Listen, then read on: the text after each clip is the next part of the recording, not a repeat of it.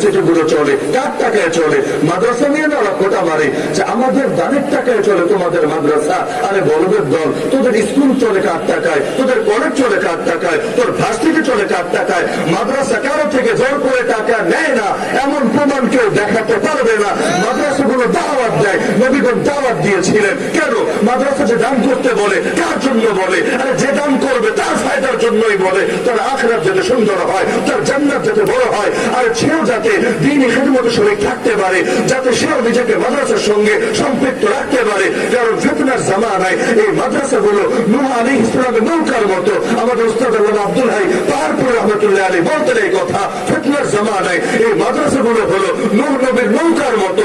যে এটাতে পা রেখেছে, যে এটাতে উঠেছে, সে হাজার হাজার ফিতনা থেকে নিরাপদ হয়ে গেছে। আর যে উঠে নাই তার পরিণতি তো কেনারের মতো হয়েছে। কারণ মানুষের টাকার উপর তাদের ন্যূনতম ভরসাও নাই, সকল ভরসা আল্লাহর উপর। তারা জানে আল্লাহ সর্বদা তাদের জন্য যথেষ্ট, আর আল্লাহ যখন যথেষ্ট দুনিয়ার কাউকে দরকার নেই তাদের। আলাইসাল্লাহু বিকাফিন আবদা ওয়া ইউখাউফুনাকা বিল্লাযিনা মিন দুনি, সূরা জুমার আয়াত নম্বর 52। আল্লাহ নিজে প্রশ্ন করছেন, আল্লাহ কি তার বান্দার জন্য যথেষ্ট না?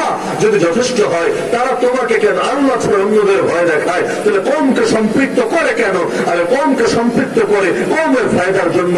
কারণ যে যেখানে অর্থ খরচ করে সেটার সঙ্গে তার দিল লেগে যায়, তার মহব্বত তৈরি হয়ে যায়। মাদ্রাসার সাথে জনগণ সম্পৃক্ত হবে, এতে তাদের ঈমান, আমল, আখলাক, ফিকির সবকিছু গড়ে উঠবে। তারা এই মাদ্রাসাগুলোর খেদমত করাকে নিজের জন্য সৌভাগ্যের বিষয় মনে করবে।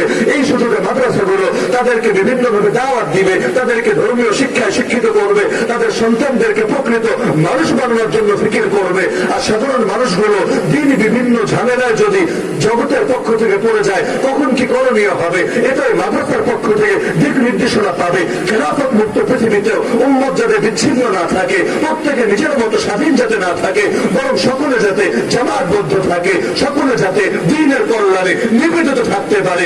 এ কারণে বিচ্ছিন্ন জাতিকে ঐক্যবদ্ধ করার জন্য একটা সম্মিলিত প্রচেষ্টার নামই মাদ্রাসা।